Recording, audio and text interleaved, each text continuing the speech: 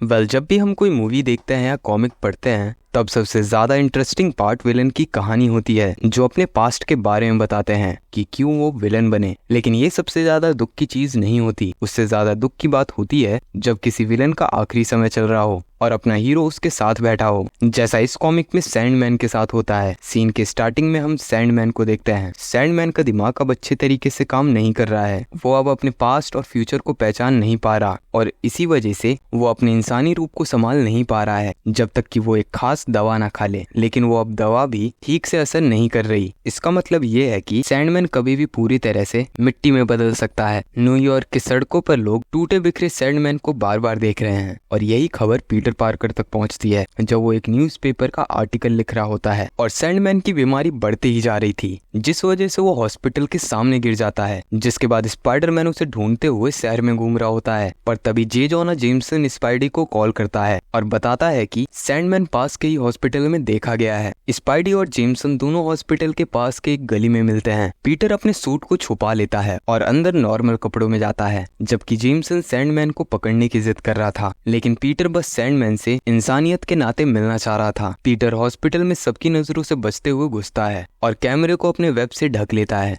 और एक बार फिर अपना मास्क पहन लेता है। सैंडमैन की हालत बहुत खराब होती है। वो होश में आता है और स्पाइडरमैन को अपने पास खड़ा देखता है। स्पाइडी कहता है कि वो कोई लड़ाई करने नहीं आया, बस ये जानना चाहता है कि उसके साथ ये क्या हो रहा है। सैंडमैन बताता है कि ये सब एक हफ्ते पहले शुरू हुआ। वो सुबह उठता है तो खुद को रेत के ढेर में पाता है। उसे खुद को ढूंढने में 10 मिनट लग रहे थे। वो अच्छे बुरे हर तरह के डॉक्टर के पास गया, पर कोई भी उसका इलाज नहीं कर पाया और सभी ने एक ही बात कही, तुम कभी भी मर सकते हो। ये सुनकर स्पाइडरमैन सोचता है कि वो टोनी स्टार्क या हैकमैक जैसे साइंटिस्ट की मदद ले सकता है। लेकिन सैंडमैन को लगता है कि अब बहुत देर हो चुकी है और सैंडमैन अपना फेस दूसरी ओर फेर के कहता है, तुम चले जाओ, मैंने अपनी पूरी जिंदगी अकेले बिताई है, अब मैं मरूंगा भी अकेले। स्पाइडी बाहर देखता है, पुलिस वाले सैंडमैन को पकड़ने आ रहे हैं। वो तुरंत अंदर आता है और सैंडमैन से पूछता है, तुम्हारी पसंदीदा जगह कौन सी है शहर में? और सीन शिफ्ट होता है और हम उन दोनों को एक बीच पे देखते हैं। सैंडमैन कहता है, थैंक यू मुझे यहाँ लाने के लिए। मैं बचपन में यहाँ अपने माँ के साथ आता था। हम रेत के महल बनाते थे, लेकिन माँ मुझे सिर्फ यहाँ इसलिए लाती थी ताकि वो दिन भर शराब पी सके। और जब लहरें रेत के महलों को बहा ले जाती थी तब समझ में आता कि अब घर जाना है। वो दिन मेरे सबसे अच्छे दिन थे। अब मैं भी एक रेत का महल हूँ जो लहर आने का इंतजार कर रहा है। फिर सैंडमैन स्पाइडरमैन से पूछता है, क्या तुम बचपन में मकड़ियाँ इकट्ठा करते थे? शायद इसलिए तुम स्पाइडरमैन बन गए। स्पाइडी हंसते हुए कहता है, नहीं, मैं तो सिर्फ वेजीज इकट्ठा करता था। स्पाइडरमैन सोचता है कि शायद उसे अपना चेहरा दिखा देना चाहिए, लेकिन सैंडमैन उसे मना करता है और कहता है, तुम हमेशा मेरे लिए स्पाइडरमैन ही रहोगे और वैसे भी अगर तुम अंदर से क्रिस एवांस जैसे निकले तो मुझे बुरा लगेगा।